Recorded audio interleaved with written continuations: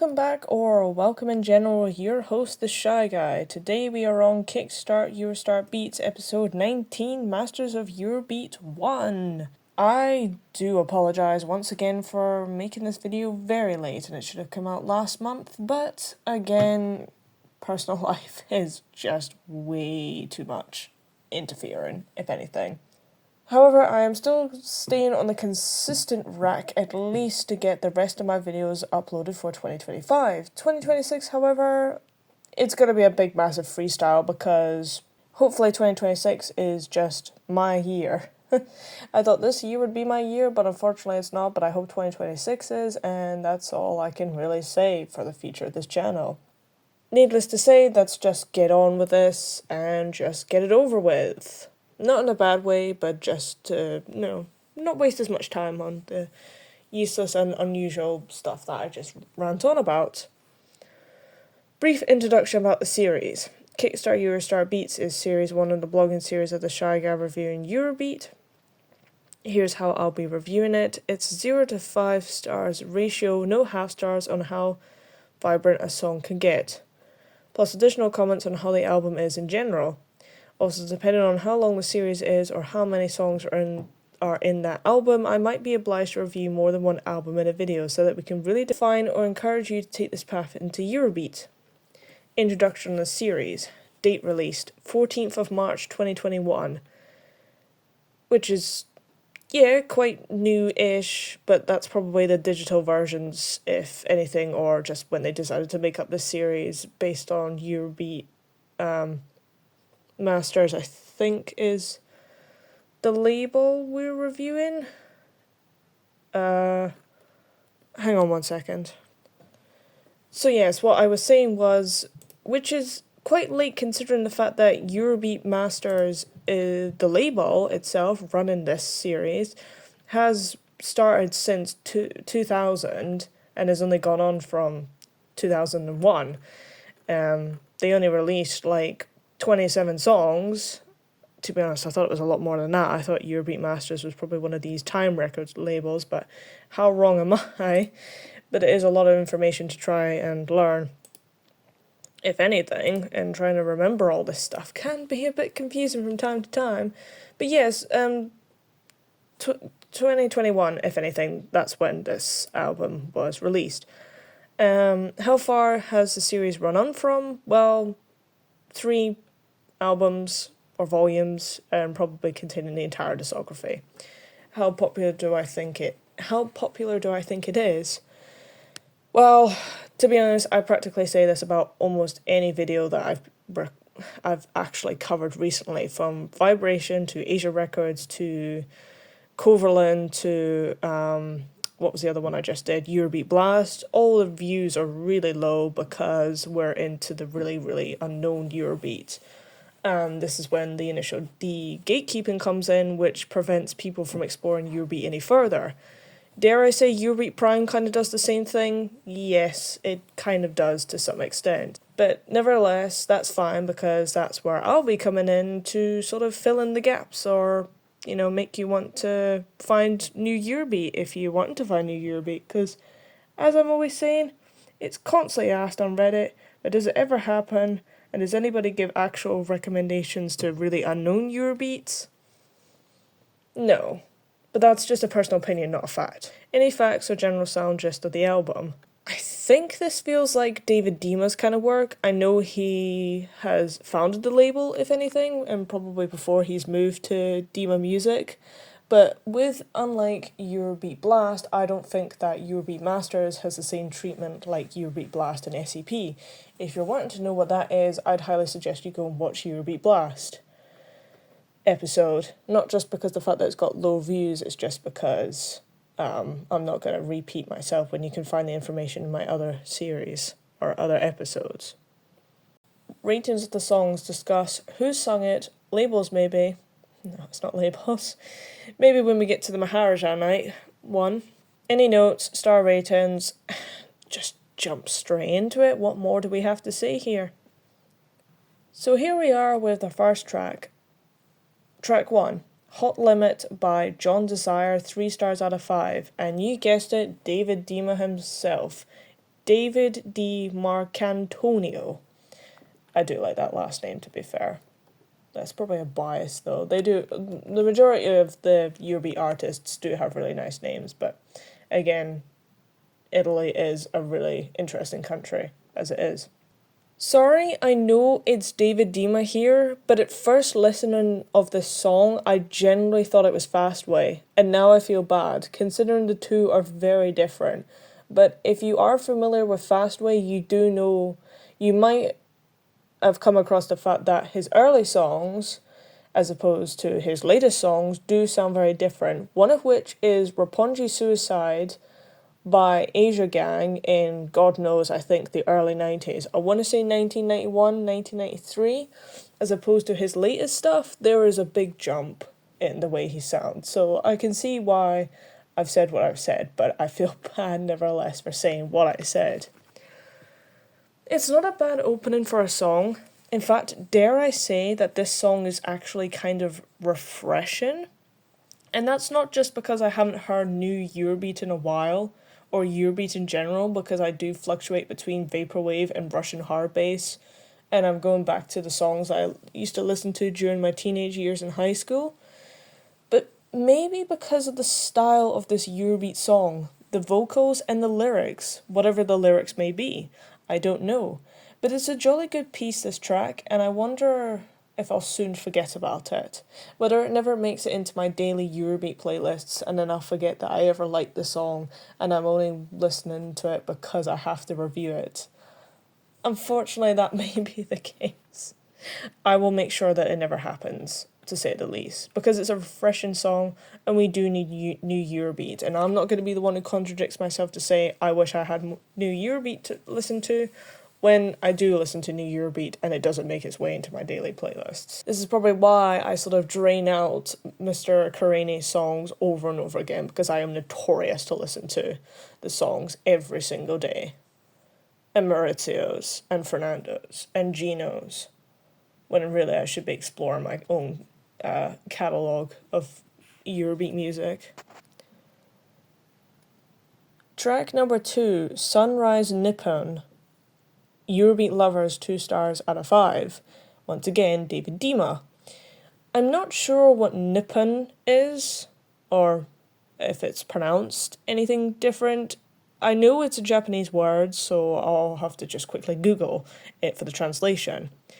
And apparently, according to Google, not Google AI, because we don't support the AI here, especially the Gemini AI, we will use the internet the way it was supposed to be used when you search up something and then you go and click on the link to give you the actual definition and not use the AI summary, because that is incorrect from time to time. Nippon is the more formal Japanese name for Japan. Oh, so as in how Germany is Deutschland in its own language, but Germany is just Germany in the English language. Or like how, oh, okay, that makes sense. Interesting. I like when countries have their own pronunciation of their own country, but Nippon is Japan. Meaning the sun origin. Again, because that's what their flag is, and especially the Japanese Empire flag with the sun rays, if anything. I know it's a controversial flag because it's the Japanese Empire, but you do have to admit it is a really nice flag with the sun rays.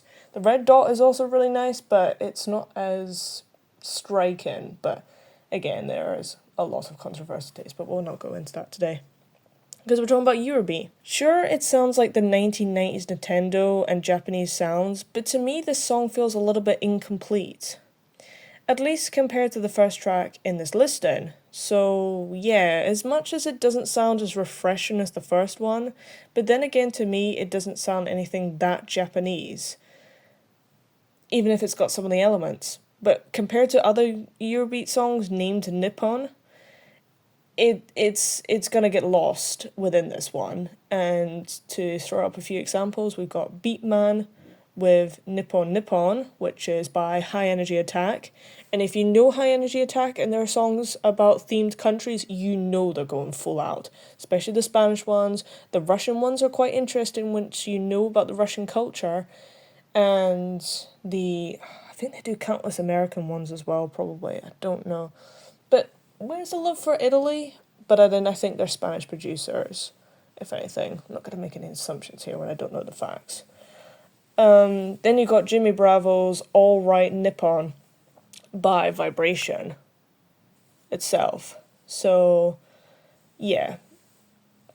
Even though I said Nintendo vibes, it just doesn't compare to the other songs listed above, if that makes sense. I'll move on to the next song and avoid this flat song and probably listen to the other two by High Energy Attack and Vibration, if anything.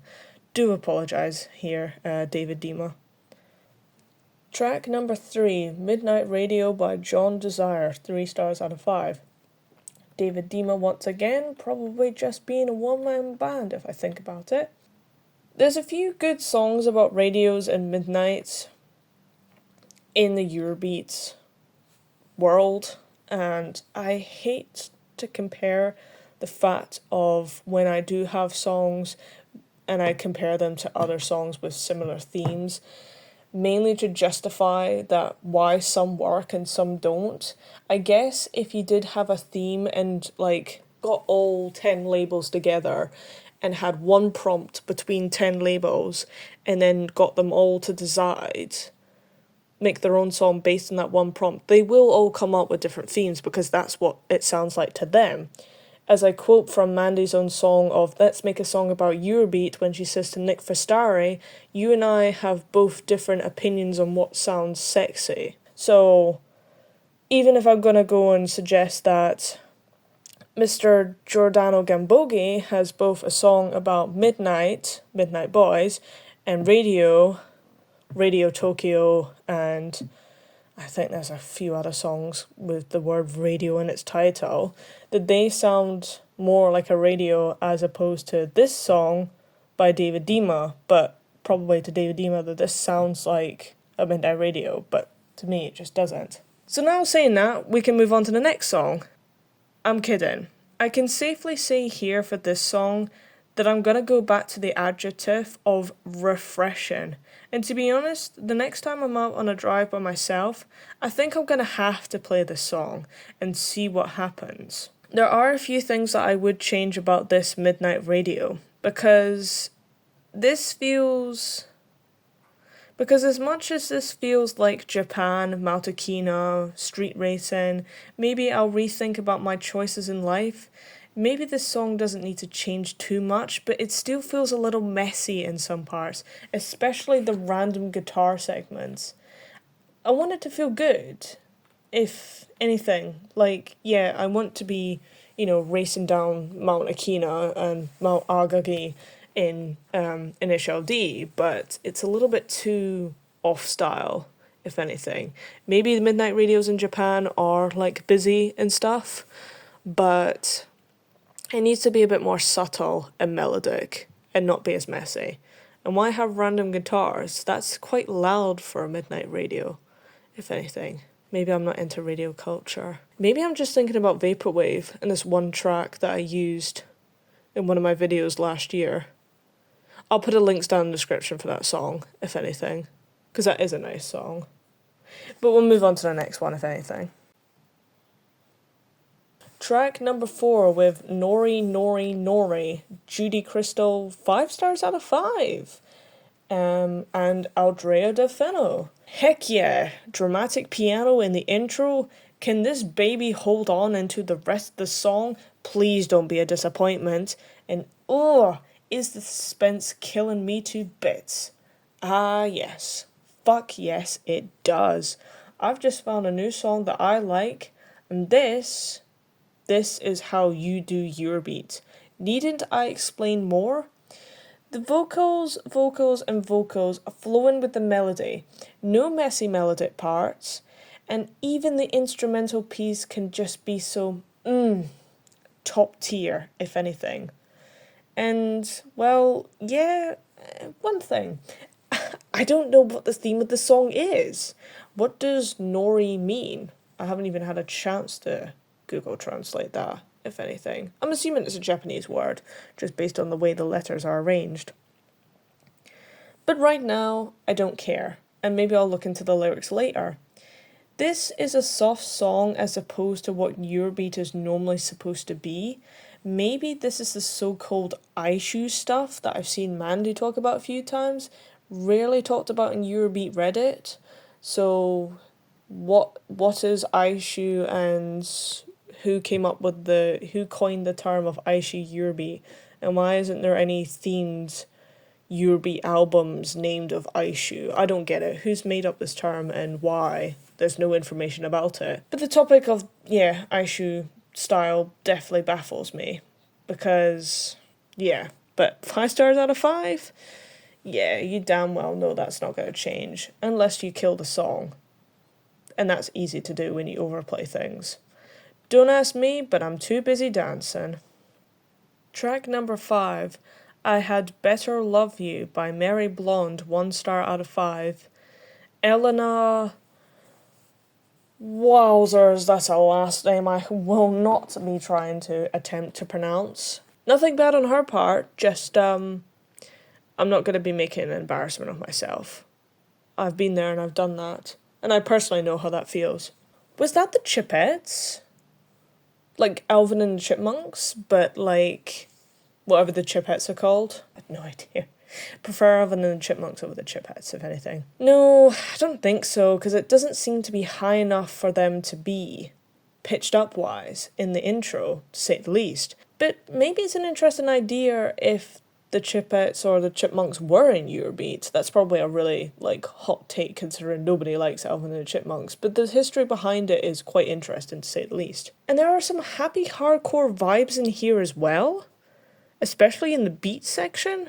It might just be me and my overthinking brain from the intro alone.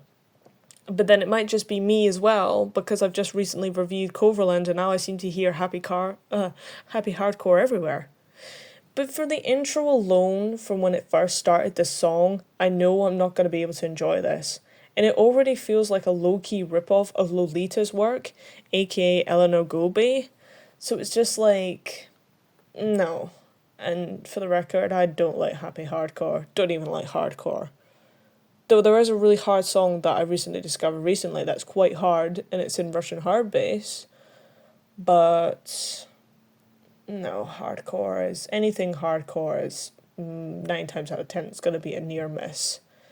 And this one is. Moving on to the next song, because this one's actually got a way more contrasting high star rating, and we need to talk about it. Track number 6, Shine, Melissa, 5 stars out of 5. Unfortunately, we do not have a vocalist for this. Oh well. The average day in Eurobeat, though. Another dramatic and aggressive intro reminded me of Asia Records' Shine by Mauro Farina himself, under who knows what goddamn alias he has done it under. You will see on the screen as to why I can't remember shit when it comes to Farina. Will this song beat the Asia Records one? But from what I can tell you at this current moment of time, as we've only got 2 other songs to review, because it's a quite short one, I am enjoying this volume a lot better than I expected, and I do enjoy pianos and all that jazz in Eurobeats, which is unusual because pianos and bells and jazz aren't really a big element explored within Eurobeat. Though we do have Sophie's Same from Super Eurobeat Volume 7 with the most impressive jazz elements I could ever imagine, and even the fact that there's a Touhou album associated with jazz, with lots of jazz elements in it that I've yet to listen to, but it's on the back of my mind every now and then. This is good. But compared to Asia Records, I feel like they're going to be neck and neck, if anything. Oh shit, yes, this song is gonna get me for sure. Yes, let me feel the heat. But wait. It's giving me memories of a Vibration song at the same time. That's the funny thing there, because David Dima originally comes from Vibration, so I want to state probably comes from earlier on, but for me it feels like Vibration, then here, then Dima Music himself. And we've already mentioned Asia Records, which already sound close as it is. I can't think of the song even if we may have reviewed Vibration a few episodes ago. But it wouldn't surprise me. The vocalists here do work at Vibration, and so maybe the theory of Eurobeat Blast can be used here. Even though I said that at the start of this episode, this review's already messy. Oh, Christ Lord, I got way overhead myself. Back to this incredible song. Yes, there are a few slight errors, but does it have to be different from Vibration? It sounds like Vibration. But the fact that I'm enjoying this album so much, I'm going to definitely agree to separate from Vibration and say Eurobeat Masters. And this, to be honest, let's just stick with the 5 stars out of 5. Let me feel the heat, pianos, jazz, Mara Farina. We'll move on to track 7 now, because I've just messed this up completely and I do apologise. No idea what the hell happened there to my brain. Track number 7, Heartbreaker by Priscilla, 1 star out of 5. Unknown vocalist once again, which I'm pretty sure Priscilla works at Vibration, also is an unknown vocalist. This song opens up with a girl pointing at a man saying heartbreaker over and over again until the rest of the song begins, till the rest of the song kicks in. But who here likes heartbreakers? Well, not me, hand on my heart. So what else does she sing about in this song? Wait, does she want to be a heartbreaker in her life? I mean, I'm not to judge. Surely one can love pain, torture, torment, torture too. But not as a cheesy, goofy, immature level like this, like, tee-hee, I'm just a high school girl and act like I'm 14 and I like breaking up my best friends' groups every now and then. Like, it's too upbeat for a topic like this. So, no thank you. I'm not into naive characters. I'm not into high school behaviour. I'm not into single housewives behaviour. This sounds quite narcissistic. Maybe I'm just looking into the lyrics too much, but no. Not even the melody is good. The lyrics are just off-putting. But no, I'm not into high school behaviour. You need to grow up, if anything. If you still behave like that now, oh boy.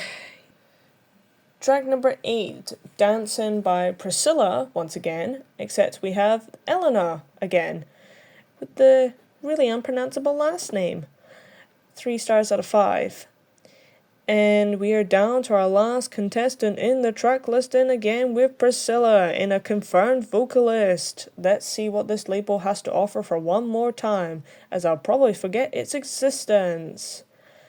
Yeah, like Eurobeat Blast, I haven't got around to listing volume 2 and 3, and like Masters of Eurobeat, it'll be the same as well. I do apologise to everyone who makes Eurobeat. I really do. I will hate myself, that's what my script says. Immensely. Oof.